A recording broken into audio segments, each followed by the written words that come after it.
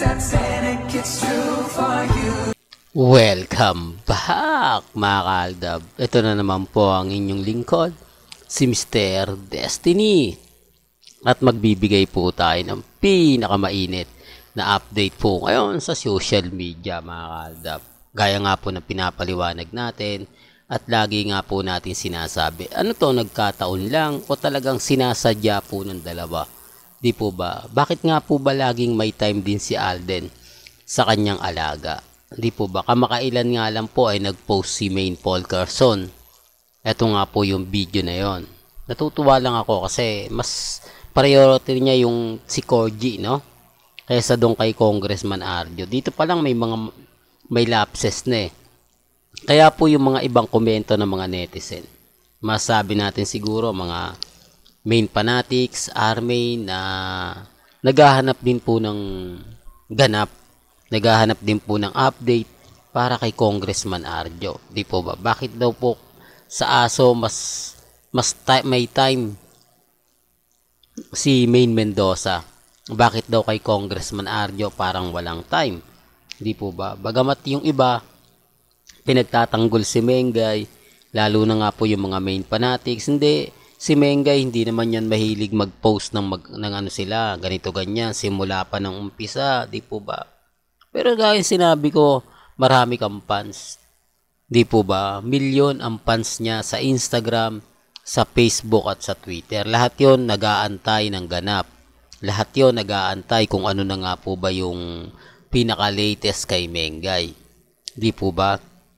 Tapos nagagawa niyang mag-post pa kasama yung alaga niya. Real talk mga kaaldab. Tapos si Alden nag-post na naman ng ganito. Ang dami na namang komento na ginagaya daw po niya yung mga pinopost ni Mengay. Talagang nagpapalakas daw po siya sa Aldab. At ang Aldab naman ay halatang delulo. Di po ba? May mga bagay-bagay nga po na sinasabi ko ito para po sa kaalaman ng lahat. Dahil alam din po ninyo yung mga update. Di po ba? Kasi mga post ito, mga komento rin ng mga Alden fanatics na ganito nga po si Alden Richards mag-alaga. Kumbaga kahit sobrang busy niya, nagagawa at may time siya para sa kanya mga alagang aso, di po ba? Wala nga po talaga silang pinagkaiba ni Maine Paul Carson. Pero bago tayo magsimula at bago natin ituloy etong napakagandang update natin, kung bago ka lang sa channel na to at isa kang true-blooded Aldab Nation na nagmamahal po kila Mengay at Tisoy, tama po ang channel na pinuntahan mo, kaya consider na po kitang bagong subscriber. At huwag mong kalimutang i-share ang mga video po natin sa mga mommies, sa mga titas, at sa mga senior. Remind ko lang po sa mga kumbaga nagko-komento ng hindi maganda at hindi kaaya-aya sa channel natin, sa Facebook natin. Wala pong pilitan. Hindi po ako namimilit dito sa channel ko. Hindi ko to pinupush para suportahan ako ng gusto, para tutukan ako ng buong Aldab Nation. Alam ko yung iba, sinasabi nila, komento nila, nako, move on na kayo, tapos na yung dilulo ninyo, may asawa na si Mengay, respetuhin na lang natin. Wala naman pong, sabi ko nga po, nire-respeto ko at ginagalang yung mga paniniwala ninyo. Kung ano yung pinaninindigan po ninyo, nire-respeto ko po yan. Marami kasing galit na pumupunta sa channel natin, yung iba, fans ni Mengay. Masyado daw po tayong, nagpapaasa. Masyado puro akong, kumbaga, ginagawa ng mga issue. Sample lang tong video na to, di po ba? Tapos yung kay Henyo Master Joey De Leon. Bakit pa kailangan na buong pangalan daw ni Congressman yung babanggitin? Bakit daw ganun din kay Mengay? Marami raw po akong alam. Po ba? Alam naman natin na hindi mo na kailangan daw banggitin yon. Apektado sila. Bakit? Di po ba? Para lang klaro. Kasi hindi ko alam kung bakit sila gigil na gigil. Di po ba? Hindi ko alam kung bakit. Kaya nga po kasi basag sila sa akin. Basag sila dahil sa mga binabalita ko. Dahil sa mga sinasabi ko. dito naman po sa channel ni Mr. Destiny, wala naman pong pilitan. Hindi naman po tayo namimilit. At never naman po tayong, kumbaga, nagsasabi ng ganito, nagsasabi ng ganon. Di po ba? Ang sa akin lang, kung ano lang yung latest, kung ano lang yung trending, kung ano lang yung viral, dun lang po tayo. Di po ba? Huwag po kayong basta-basta maniniwala sa mga sinasabi, komento, makapayag ng iba. Kita nyo naman po yung mga ina-update ni Mengay. Sabi ko nga dito si Mengay, mas masaya pa siyang ipinapakita kasama niya si Corgi. Di po ba? Tapos maglalabas din si Alden na masaya rin siya sa pag-aalaga niya sa kanyang napaka-cute na alagang aso. Ganon din kay Mengay. Ano to, nagkakataon lang.